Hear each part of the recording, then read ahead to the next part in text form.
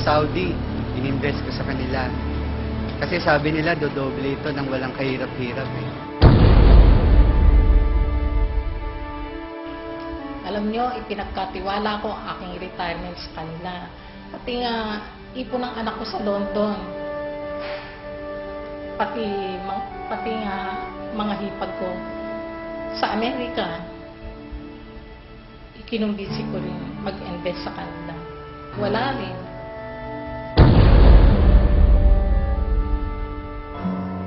Noong una, nakakapagbigay pa sila. Nakuha ko pa yung cheque na kinita ng pera ko supposedly. But after 1 year, pinabalik-balik ako. At kung kani-kanino na ako itinuro-turo. Paano na kami ngayon? Saan ako lalapit? Lahat ng pinaghirapan ng pamilya ko napunta lang sa wala. Ano nang kakainin ng pamilya ko?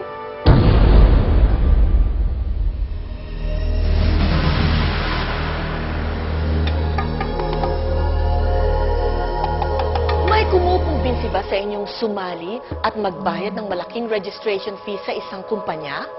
Wala kayong ibang gagawin kung hindi ang mag-recruit ng maraming tao at sila'y sasali din. At kikita kayo mula sa registration fee o investment ng mga na-recruit ninyo. Mahilig ba kayong magsasali sa mga get-rich-quick ventures o negosyo? Mag-ingat, baka kayo na ang susunod na biktima ng pyramid scams. Marami na sa ating mga kababayan ang nabiktima ng pyramid scams. Milyong-milyong pera ang nawala dahil sa sari-saring pangako ng mga manloloko. At ang mas nakakatakot pa dito ay kadalasan ang mga ordinaryong mamamayan ay napagkakamalan itong isang lehitimong negosyo. Kaya't napaka-importante na matutunan kung anong pagkakaiba ng lehitimong network marketing business sa isang pyramid scam. Sa pyramiding, ang mga kasali ay nag-aalok ng pagkakataong kumita sa pamamagitan ng pagre-recruit lamang ng mga bagong miyembro na handang mag-invest o magbayad ng registration fee para makasali sa naturang negosyo.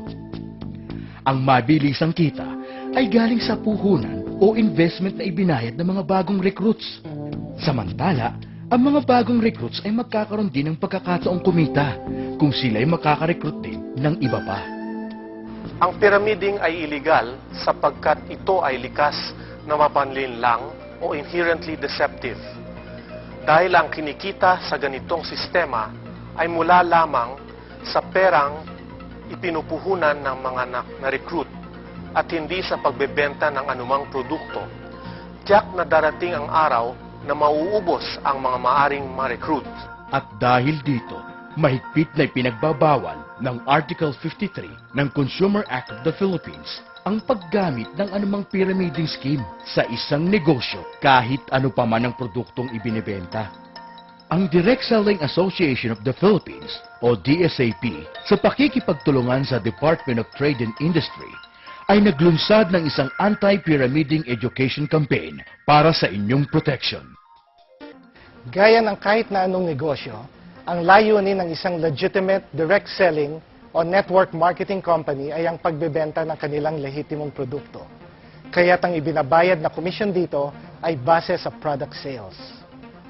Sa isang pyramid scam, ang pangunahing layunin ay ang pagre-recruit ng maraming tao at hindi ang pagbebenta ng produkto.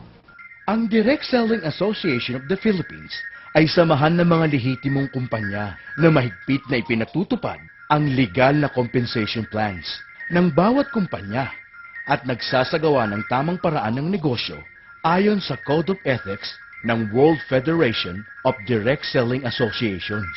Para mapadali ang inyong pagkilatis, kung ang isang kumpanya ay lehitimo at hindi nanloloko, narito ang 8-point test na dapat pagbasihan ng inyong desisyon. Una, may produkto bang ibinebenta? Ang mga pyramid scams ay kadalasang walang produktong binebenta.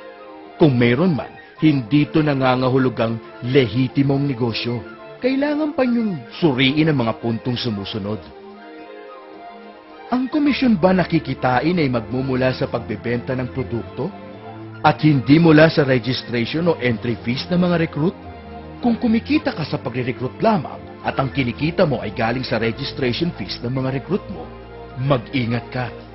Ito ang pinaka-common trait ng pyramiding. Ang layunin ba ng negosyo ay magbenta ng produkto at hindi lamang ang pagre-recruit ng mga miyembro? Sa ibang pyramiding schemes, ang mga tao ay bumibili lamang ng produkto dahil requirement ito para maging isang miyembro. Wala bang kaugnayan ang dami ng na-recruit sa dami ng perang kikitain? Ang income o kita mula sa negosyo ay dapat manggagaling sa pagbebenta ng produkto at hindi mula sa recruitment ng mga taong nagbabayad ng entry fees. Kung sakaling matigil ang pagre-recruit, kikita pa ba ang mga miyembro ng negosyong ito? Kung recruitment lang ang pagkakakitaan, tiyak na madaling babagsak ang negosyo kapag wala ng miyembro ang nare-recruit at magbabayad ng entry fees. May protection ba ang sinumang aayaw sa negosyong ito at gustong maibalik ang perang ipinuhunan niya? May makatarungang product return policy ba ang negosyong ito? Sa punto naman ng pagpepresyo, may fair market value ba ang produktong ibinebenta? Kailangan natin suriin kung ang halaga ng isang produkto na binibenta through direct selling ay kasing halintulad ng halaga nito kapag binenta na sa mga tindahan. Sa punto ng mamimili, may sapat ba silang dahilan na bilhin ang produkto ayon sa presyo nito? Ang produkto ba ay bibilhin pa rin ng isang tao kahit hindi ito interesadong sumali sa compensation plan nito? Sa punto ng prospective member, may sapat bang dahilan na magbayad ng registration fee o investment ayon sa tangible benefits na makukuha dito? Kung ang sagot ninyo sa lahat ng katanungan ng ating 8-point test ay oo, tiyak na lihitimo ang kumpanyang lumapit sa inyo. Pero, kung ang sagot nyo sa kahit isa ay hindi, naku, mag-ingat. Malamang pyramiding ang negosyong ito. Para makatiyak, sumali lamang sa isang kumpanya na miyembro ng Direct Selling Association of the Philippines o DSAP.